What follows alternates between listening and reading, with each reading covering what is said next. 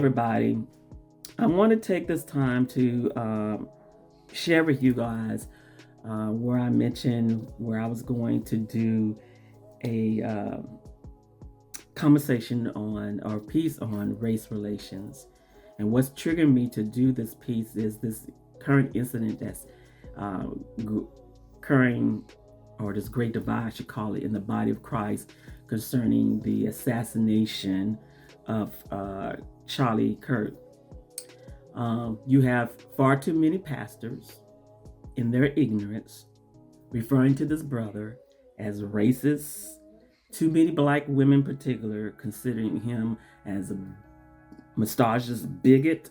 And I can just go on with the name calling. And it's because they're taking mostly leftists who put up video content on Charlie and him at these awesome debates that he puts on, particularly on college campuses, and they're taking snippets of it and putting it in content and presenting it in a way that's offensive. And people are just eating up. Far too many pastors are judging this brother based on false, inaccurate snippets of this brother. You can tell which pastors are not taking the time, and when they see these short little clips and going to do the research and go and watch the full clip, because if you watch the full clip, you wouldn't be following up with this foolishness that people are saying about this brother. But I'm not going to go there because stuff like that irritates me to no end when you're misrepresenting people, especially people who have such a large, beautiful, effective ministry as Charlie did. You cannot convince me that brother is not standing before God when he died and the Lord said to him, "Well done, my faithful servant." Anyway, so before I get into the piece that I did on race relations that really is directly has to do with me and my own personal experience that's being triggered by this situation with Charlie. This is a situation that happened more than 37 years ago. I've had never shared it with anyone. Although the community at large, when it happened, was curious what in the world happened. And because I chose to remain silent. No one knew what was the real outcome of that situation. Well, today we're about to find out, particularly my basketball teammates who it mostly impacted during that time frame. This situation involved a coach who was highly esteemed then and still to this very day, which I think is not deserving. But let me start off by just reading the post that I posted yesterday around about 11:55 a.m. on Facebook that led to this discussion I'm about to share with you guys today. And even though I might not bring up Charlie's name again, but this is basically, it's just showing you guys how race relationships or race relations, when not handled properly, can be given a distorted view. Because my basketball teammates had a distorted view based on the misinformation, disinformation, and lie that my coach had shared with them when they didn't get an outcome they wanted.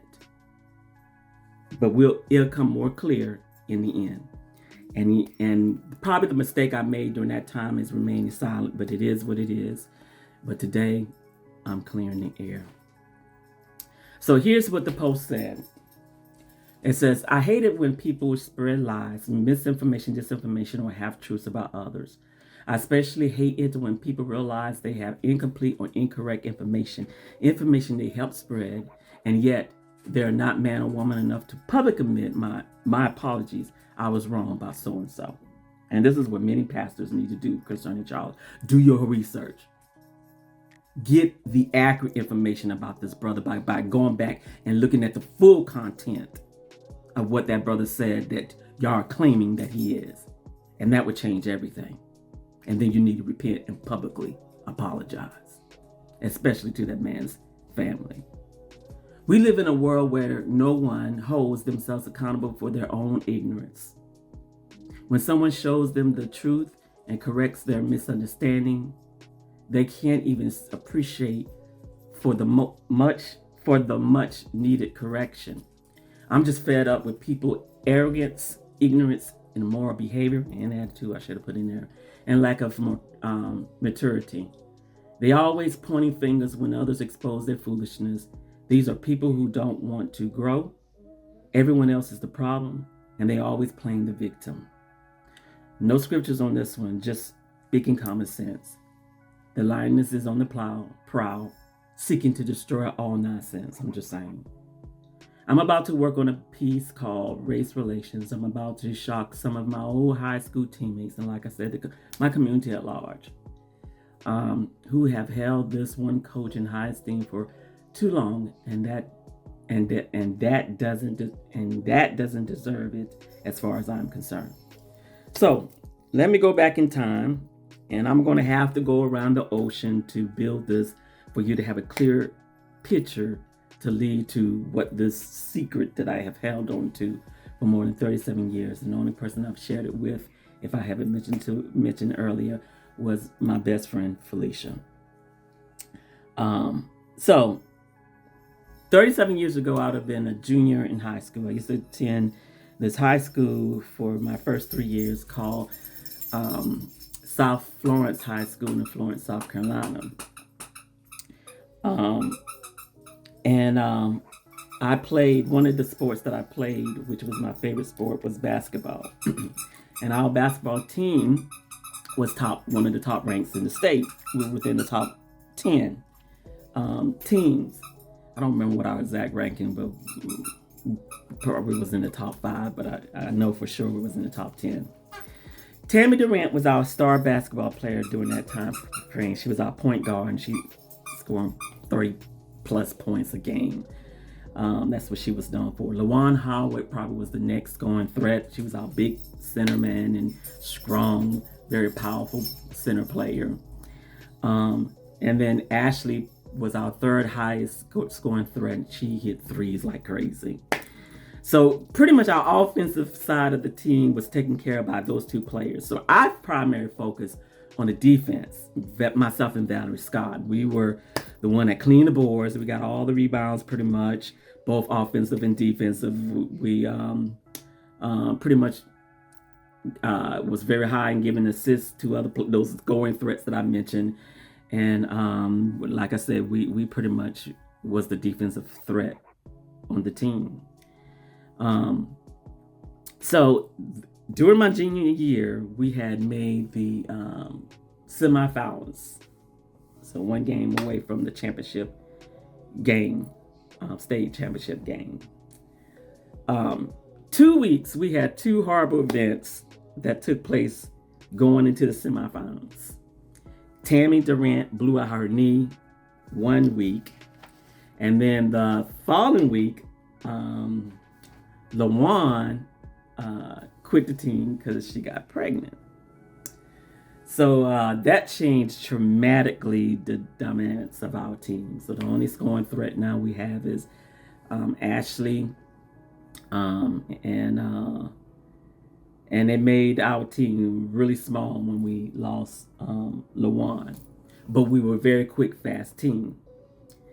So now we have other players that myself, particularly Val and Jennifer Bacote, I think it was her last name, and Don, what was Don's last name? I think it was Howard. No, not Howard. Don, I can't remember Don's last name. We had to step up and on the offensive team because we lost our two biggest scorers threats. And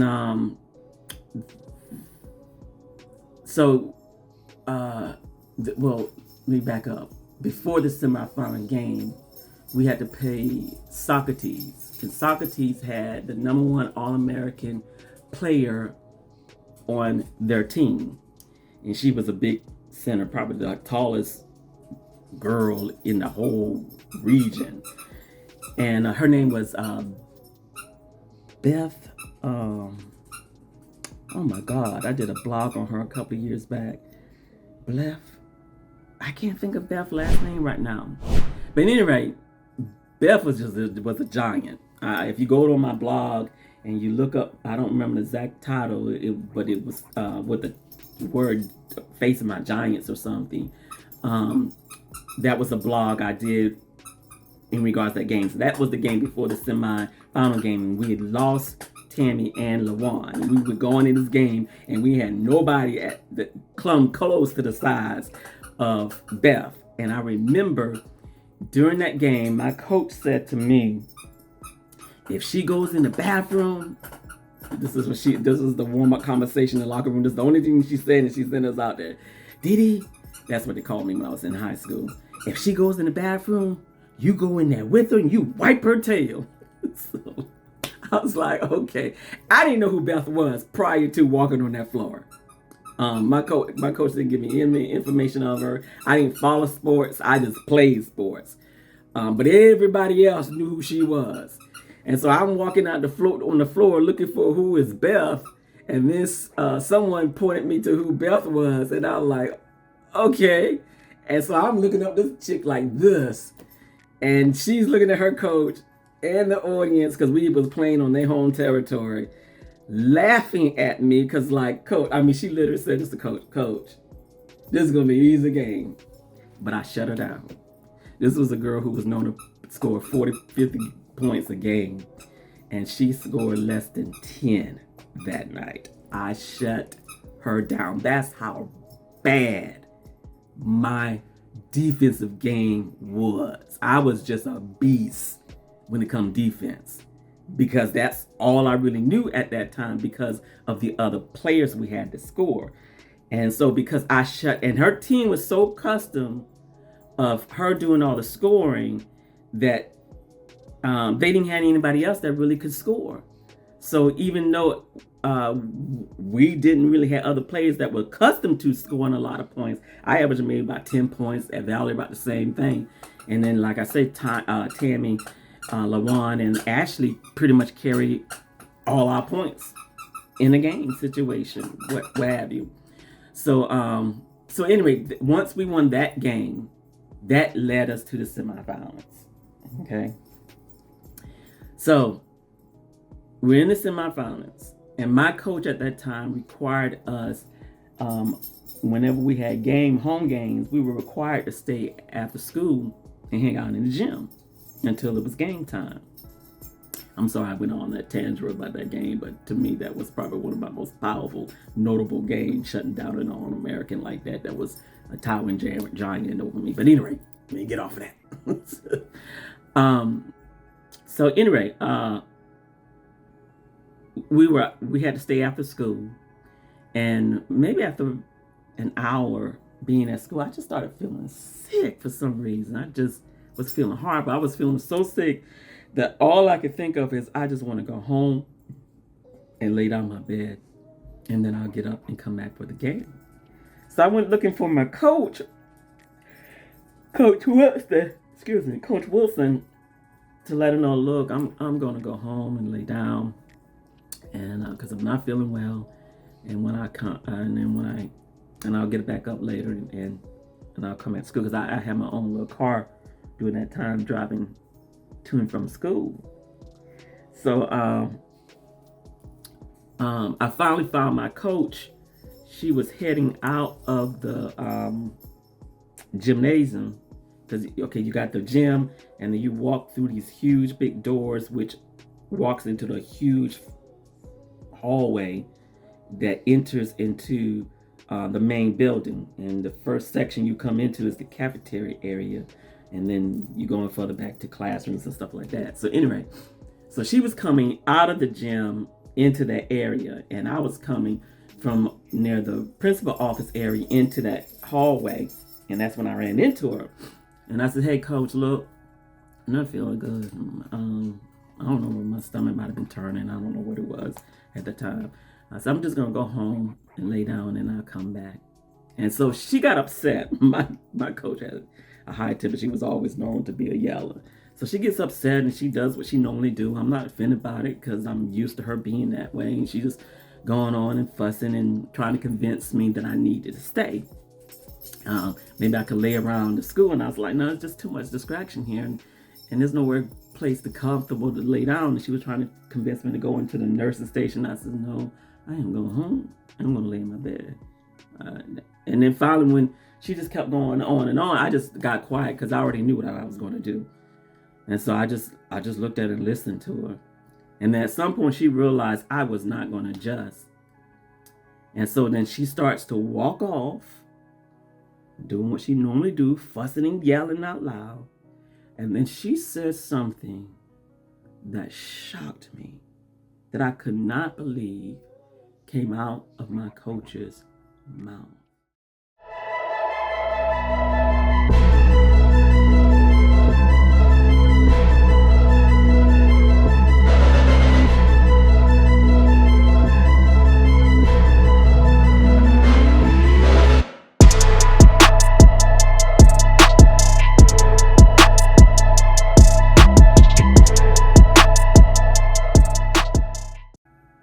It destroyed me emotionally because I just couldn't believe it. This was not the coach that I knew. This coach was the coach that made sure every summer I got a way to try out for Junior Olympics, AAU basketball team. And every summer I made whatever team I tried out for. And then she made sure I had a way to get to every practice. And she made sure I had a way to get to every game. And when we had to go out of state to travel to wherever we were going to travel, she made sure I had my means of getting to wherever we were going for AAU travel. Because I've traveled many different places, states, every summer. Playing AAU basketball. Even when I did AAU track and field, she did the same thing. This woman made sure when I made all-star softball team, she made sure, because my mom didn't do it, but she made sure. This is a woman I had spent some time outside of basketball in her own home. I've been down to her mother's house at least once with her, hanging out playing tennis with them one summer, so I couldn't believe what this woman has said to me or about us. So as she's walking off, she says, and for guys, forgive my language, but I have to say it exactly the way she said it for emphasis. I'm just so tired of you dang, well, she said the other word, niggas. And when I heard that word, ooh, I just blinked out. That's what that boo is for. I just blinked out. I didn't hear, she was still talking as she's continuing to walk off. And I just stood there in shock, looking at the back of her as she's continuing fussing like, I didn't hear what she just said. She didn't just, the cursing, used to. But she did not just say, y'all niggas. Her whole basketball team, with the exception of maybe 2-3 players, are black. So she talking about all of us. I'm just tired of y'all niggas. I didn't know what to do with that. Mind you, I am a junior in high school, just 17 years old. And here's a person that I greatly respect, who I've done a lot with outside of school and basketball sports. And this is your real view of me and my culture. I was completely floored. I didn't know, again, what to do with it. I just stood there until finally she was out of my view. And when she was out of my view, I still stood there for a minute too, because I didn't know what to do. I didn't know what to say. I didn't know where to go. Eventually, I gathered myself, went into my locker room, grabbed all my personal belongings. Because I think at that point, I knew one thing I needed to do, but I didn't acknowledge what I was doing. But I just physically grabbed all of my stuff out of my personal locker, and I got in my car And I went home. Stop Spike. I went home. Of course, I couldn't sleep because I'm pondering over what this woman just said to me and about my teammates, about my culture. She would have been the last person that I would think would say something like that. So now I'm like, okay, what am I going to do? Because initially my plans were come home, take a nap, eat something, and then go back and go play ball. Get dressed up and go play ball. Go win a semifinal championship. Well, semifinals. So what am I going to do? I decided, because let me say this too, because I really didn't have nobody to turn to. I wasn't going to turn to my mom and tell her that. Y'all have to really know my mom. She would have been the last person. No, she didn't want to be the last person. She would have been a person I would have never told. Because my mom don't handle stuff like that well. She don't. My mom is too dramatic. She don't have a cool head, and she don't have a level head for stuff like that. And then I didn't have that kind of relationship with my mom where I can talk to her about stuff like that. I didn't. I didn't trust my mom with that kind of stuff. I didn't want to be embarrassed by her reaction and behavior. So I didn't tell my mom. I had no intentions of telling my mom that incident. So I really had to figure this thing out at 17 alone.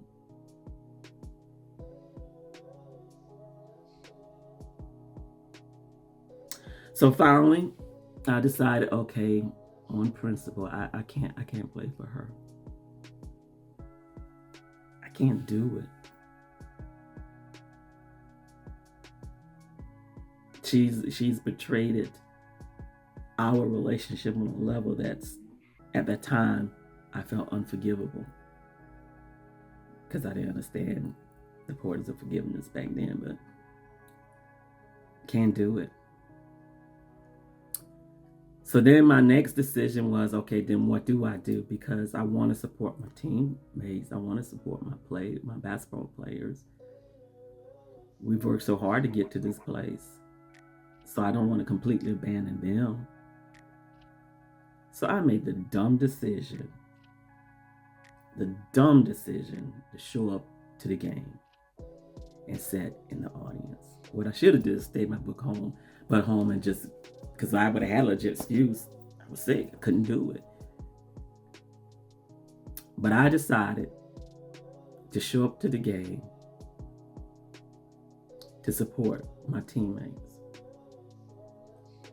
And somehow I end up sitting next to the principal of my school, who knew me very well. Not in a bad way. He just, I've had a few interactions with him, and he's a good guy. But anyway, so he ended up just sitting not too far from where I was sitting. And my team got blown out. I was tempted at one point to get up from out the audience and go get dressed to rescue them, so to speak. But I couldn't do it because I couldn't play for her. Not when she degraded me, my teammates, and my culture. I refused to do it. Because I guess when I stood there in that hallway when she was walking off, I was hoping that she would come to her senses, realize what she said, and turn around and be apologetic, and that would have been easy to swallow. Because I didn't see it like that. I still don't see her as racist. I think when she said that because of the environment that she was brought up in. I'm familiar with the environment that she was raised around. And so I think that's just the way they talk. Some are completely racist and they talk that way, but I think she just picked up the language. I don't think that's the way she actually feels. I don't know. I'll be shocked if that's the way she actually feels. But either way, to say it and say it with such power and conviction, that's a serious problem. And it hurt. So, at any rate, my teammates got blown away by Hartsville High School. Hartsville High School was one of our rivals. Their team, prior to all our injuries, was pretty much equal in playing. So that would have been an awesome game if Tammy and LaJuan was available. Juan would have gave us the edge because of her height. I don't think they had anybody as powerful and tall as LaJuan that I can remember that stood up. But everywhere else, they pretty much matched us, with the exception of me. They didn't really have a player that had an answer for me because of the way I played. And I'm just not bragging. That was just a reality. A lot of teams didn't have an answer for me because I played both sides of the floors. And when that game where Tammy and LaJuan was out, for the first time, everyone not only got to see my defensive, they were well familiar with my defensive player style, they now got to see an offensive side of me that they never saw before, because I literally pick up the slack, and I even proved in that particular game I had awesome ball handling skills. I know Magic Johnson was my favorite basketball player, and when I was on the courts playing, outside playing ball with friends and stuff, that's where I was always trying to emulate him in his style of playing game. And that game was the first time you can see I had developed those kind of skills on both ends of the floor. Because before, when we had Tammy and LaJuan and Ashley, I didn't have to rely on my offensive side of the game. I only had to rely on my defensive side of the game. You fit in whether your players need you. And then now you can see that I am a more rounded player when that incident happened. But at any rate,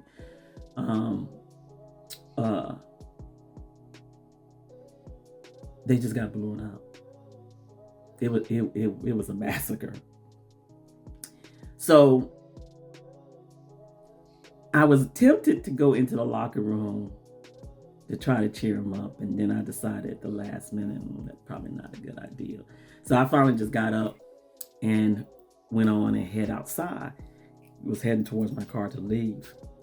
And as I was leaving, I heard someone yell out my name. And so when I turned around, it was several of my teammates. And the leader of the pack at that time was Valerie Scott, Val. And Val came running up to me, and several of the players were behind her. And then I noticed she was yelling. And so I'm looking at her, and she finally got up to me. She's up in my face yelling. And I'm like, what is wrong with you? What? And then when I finally was understanding what she was yelling about, evidently I was blamed by my coach in the locker room for the loss of a game that I wasn't in, that I didn't participate in. And that was enough to light fire on them to turn on me. So now not only did my coach called me, my teammates, and my culture a derogatory name, she blames me and convinced my teammates that I need to be the target of offense. Now, I didn't know what Valerie was getting ready to do, and those that were behind her may or may not do. I really didn't know.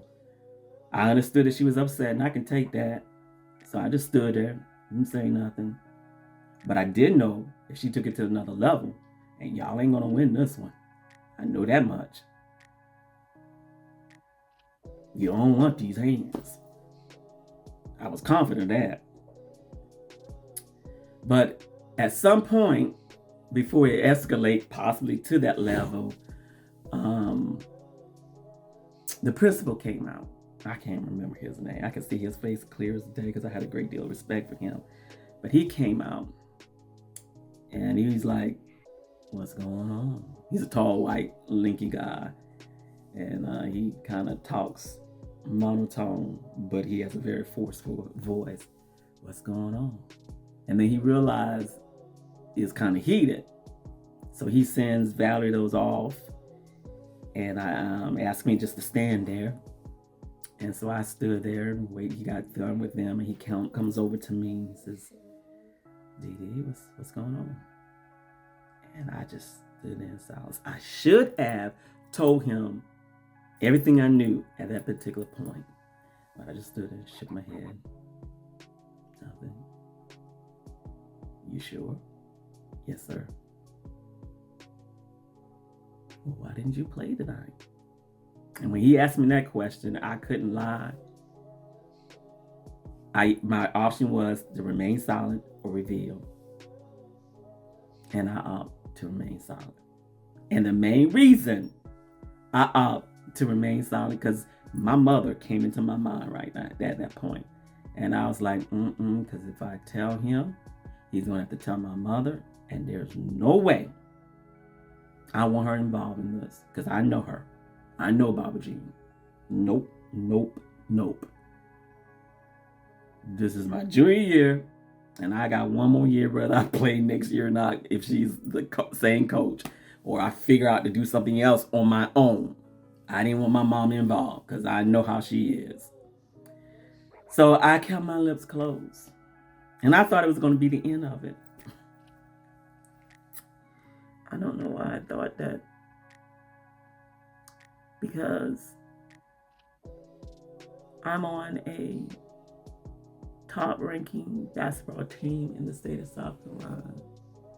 We're one game from the championship game.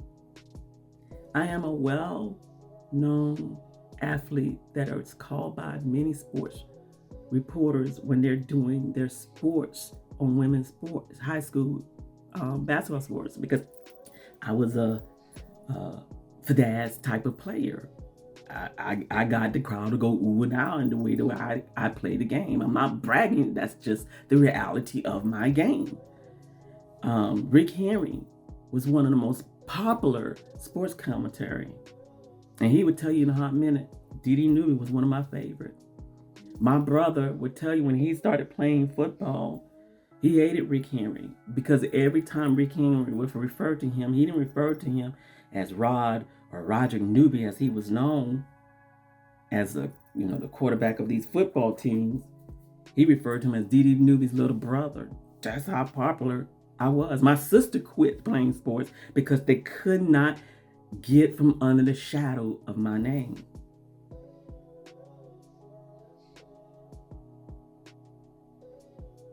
By the time I did go into my senior year, which my senior year for me was horrible because I didn't finish my senior year at the school I wanted to finish at, which was South Florence High School. I ended up at a high school below division level that I was accustomed to playing with. So even though the players I played with were good, but the competitiveness of the level was not the same high the division level players that I was used to playing with. My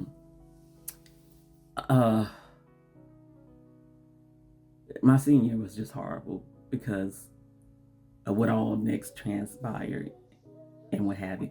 But I still graduate, a top ranked athlete who was heavily recruited by many hundreds of D1 universities and colleges. And I was the number 5 player overall in the state, number 1 guard in the state. So I still did extremely well with rankings numbers, but I wasn't happy because of the way I ended up where I ended up. And that takes nothing away from Timminsville High School and Coach Stokes and the players I played with or that division at all. It's just not where I wanted to be because of circumstances I was forced into.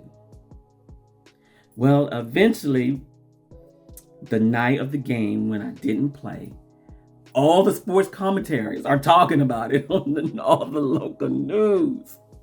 It was like the highlight. Why did Dee Dee Newby played? And I'm not bragging. It's just it became curious because I kept my mouth shut. Why I really quit the team, to be honest with you. And now you know. Now my teammates know why I quit the team. Why I abandoned them at a time and an hour that they didn't need me abandon them.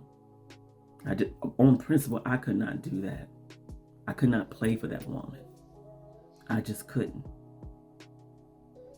I couldn't. But of course, the community at large and the surrounding communities and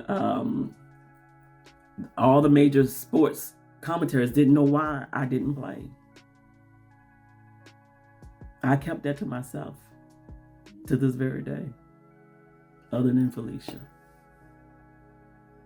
And Felicia just found out about that maybe 2 years ago when something came up and it ended up coming up in one of our discussions. But that was the reason. On principle, I could not play ball for that woman. I couldn't do it.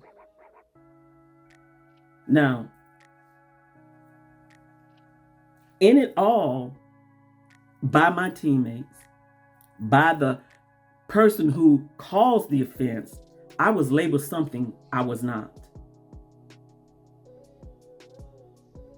I was, based on the inappropriate racial comment of someone who should have known better, who was over minors and was speaking to a minor in this inappropriate manner.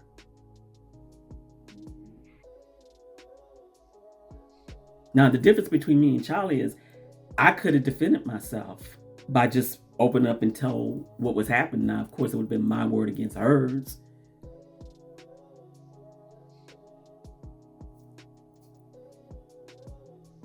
Charlie can't defend himself other than the evidence he had in all the videos. If people just take the time and do the research, and it will prove every name that these pastors and others are referring to him as is a lie from the pit of hell. From the pit of hell. Because they refuse to do their homework. They refuse to do the research and get accurate information. They're basing their information on clickbaits, lies, particularly the lefties are spilling their pausing in order to call a great divide. But I also believe God is using us. He's using us in how we respond. We're labeling ourselves as a sheep or a goat. But I'm going to end this way. 2 scriptures.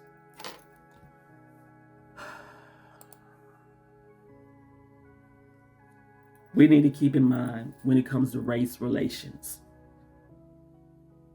When you're dealing with a Charlie Kirk situation, when you were dealing with my situation, when I was a 17-year-old dealing and confronted with my coach with the poor choice of language that she used, or in any situation. Genesis chapter 1, verse 26 and 27, and I'm reading this out of the Common English Bible, says, "Then God said, let us make humanity in our image to resemble us so that they may take charge of the fish of the sea, the birds in the sky, the livestock, all the earth, and all the crawling things on the earth." God created humanity in God's own image. The divine image, God created them. Male and female, God created them.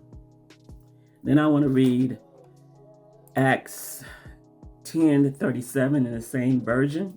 I might also read Romans 2:11, which pretty much say the same thing, but well, let's just read them both, just for the heck of it. Peter said, I really am learning. I really am learning. I love that word right there where he uses in this version. That God doesn't show partiality to no one group of people over another. So why are we? Why are we? Especially the Black community who consider their blackness as idol. Romans 2:11, Short and sweet. God does not have favorites. He doesn't.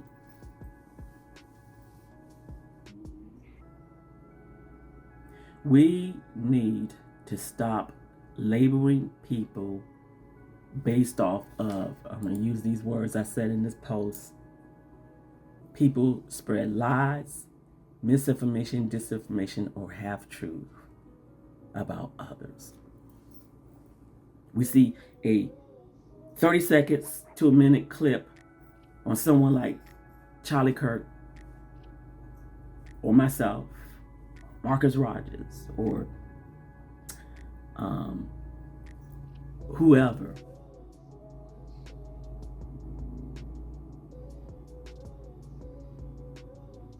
And because that 30 seconds to a minute clip fit a certain person's perspective or view or agenda, we want to believe it.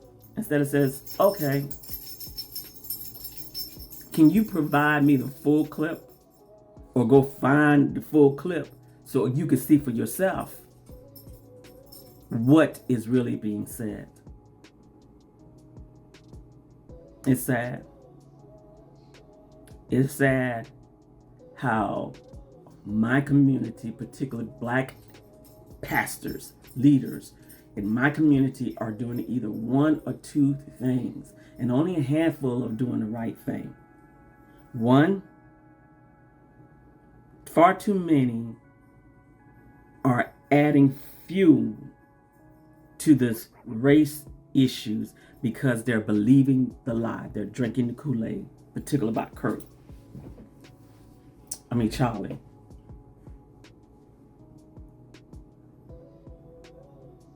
And think they're not going to be held accountable. The scriptures make it very clear we're going to be held accountable for every word we speak. Every. So you're spilling lies about a man because of misinformation, disinformation, inaccurate or half-truths that are being spread to him in little snippet clips because you refuse to go do your own research and homework to find out whether it's true or not. That's what the Bereans did in Acts 17:11 when Paul and Cyrus came through the community preaching the gospel. They listened.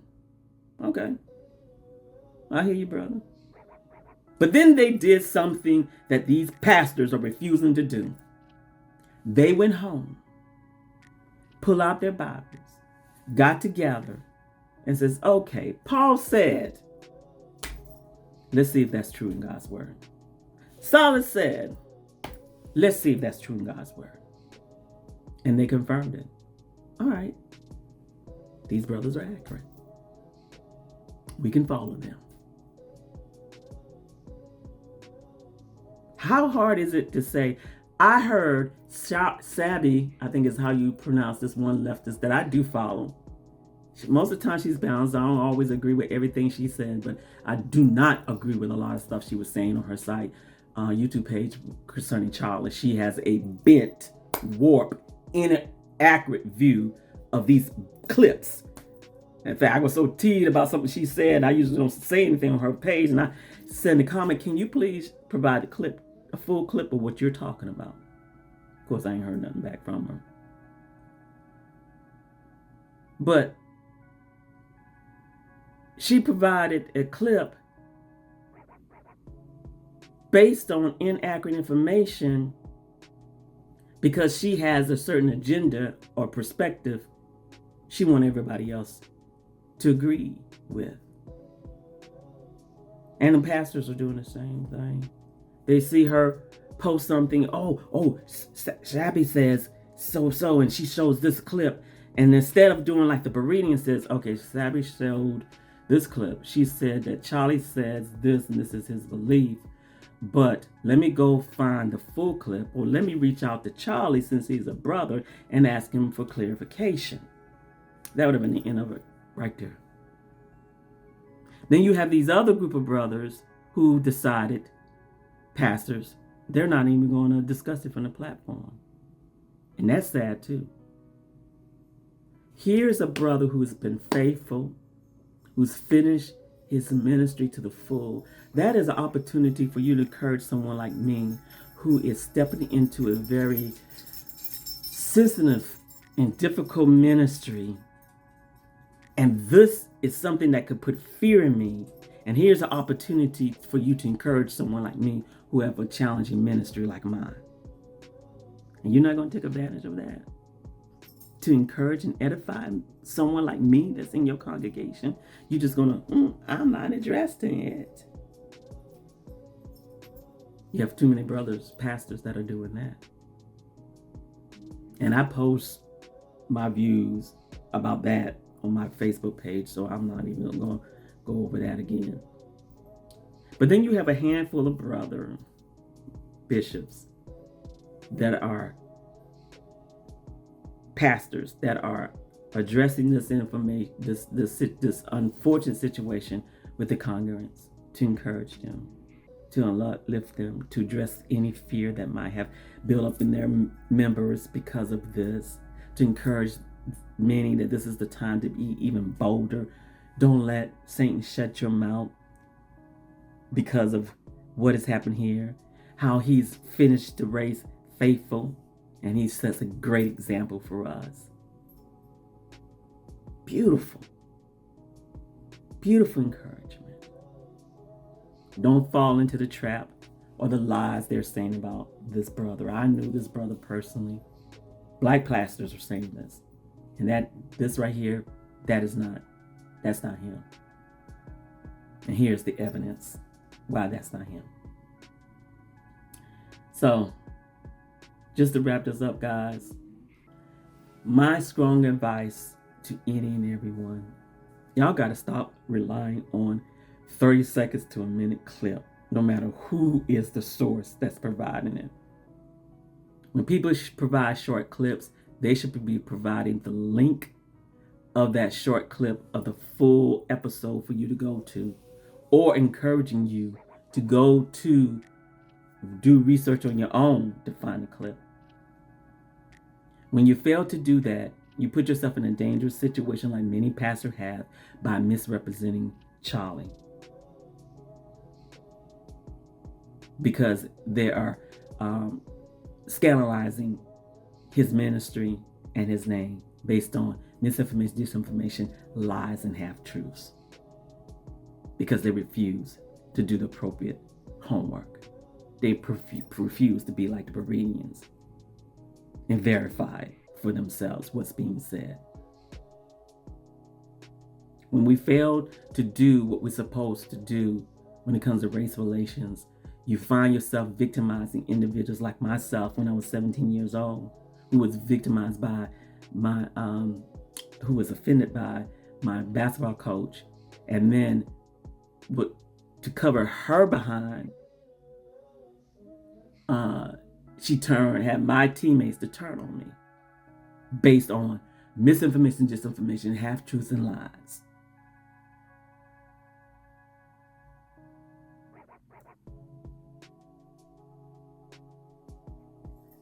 We as the people, especially Black people, are too emotional. And we're too quick to believe whatever people say without verifying. And we treat the Bible that way. We hear things from the pulpit based on the scriptures, and then we don't verify whether what's being taught there is truth. And that's why we find ourselves oftentimes in congregations that we shouldn't be in. That's why we find oftentimes in these congregations relationship issues. That's why we find a great divide still in the church between far too many blacks and whites, or just different cultural groups in general. Because it's just not black and white. You got Hispanics and other groups too, as well. So I'm gonna cut it right there. I hope my rambling was beneficial to who all are listening to this. We have to remember we are created in God's image. There are many other scriptures I could have put out and shared in regards to this, but I wanted to use Genesis and the one in Acts 10 because God is not partial. He don't put one ethnic group over another. He loves humanity as a large. If I can say it this way, God don't see no color, even though he has created a variety of color in mankind. But we are to exemplify his image. And one thing God would not exemplify is racism. It's not in his nature, and it shouldn't be in the house.